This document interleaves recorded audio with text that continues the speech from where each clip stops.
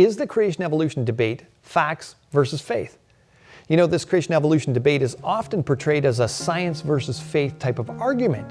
And supposedly science is about facts, where we do experiments and we see with our own eyes, someone might say. While faith is something, well, you can't see it, you can't really test it at all. However, when people think of science, they're usually picturing what's called operational science. Now, this science is based on repeatable, observable experiments.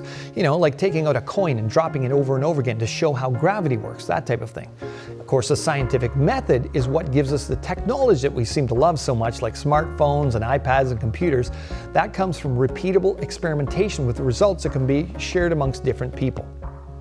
Okay, however, there is another type of science that's called historical or origin science, and that type of science deals with things that took place in the past. This is the kind of science you see when you watch a show like a crime show, like CSI or something like that.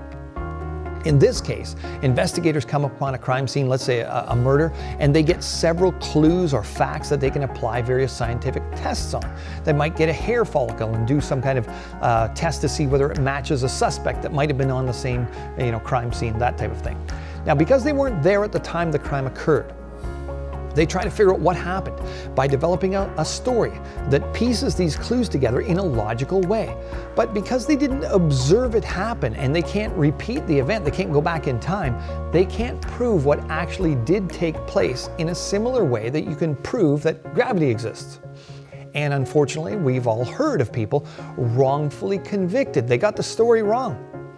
This is because the investigators are dealing with the past and they have to make up a story they believe fits the facts. They must accept by faith that their explanation of the facts is reasonable and correct.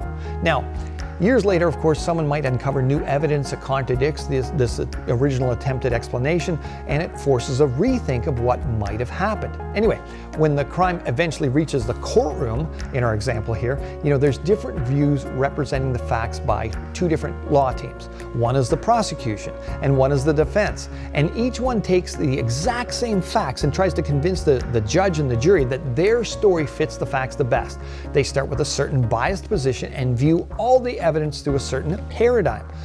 Both of them have the same evidence, but they come to completely different conclusions. Now, creationists have often been accused of bias, and we are biased because we start with the Bible.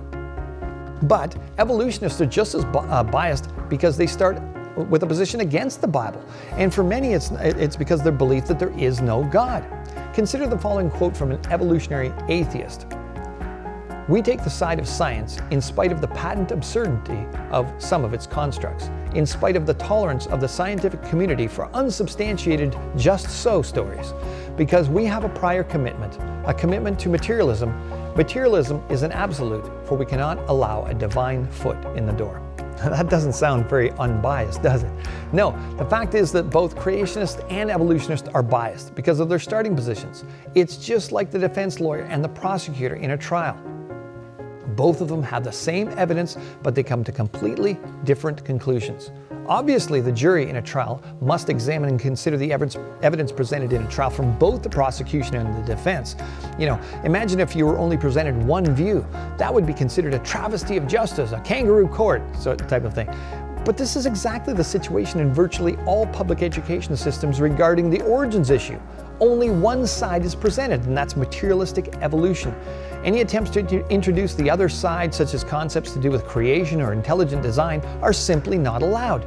And this biased approach is, well, it's unfair to say the least. In a court of law, an eyewitness account by a trusted source is the most powerful evidence you could produce.